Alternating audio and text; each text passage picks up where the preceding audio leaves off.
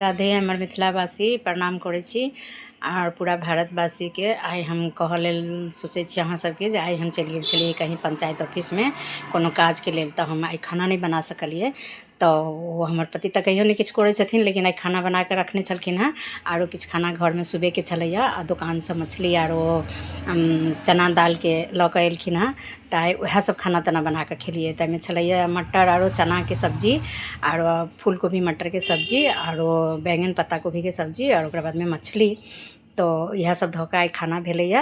आरो ई खाना अहाँ सबके केहन लागल आ हम एहिमे कनि अचारो लऽ लेलिए। तऽ इएह सब मिला जुला कऽ आइ खाइ छी। आइ खाना इएह भऽ गेलै।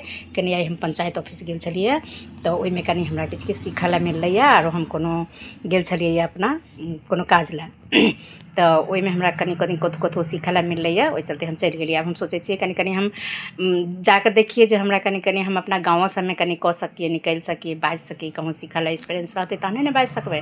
ताहि लेल हम आब कनि आगू बढ़ऽ लए कोशिश करै छी। अहाँ सबके केहन लागल हमर विचार लाइक करब, सब्सक्राइब करब आरो हम इंतजार करब।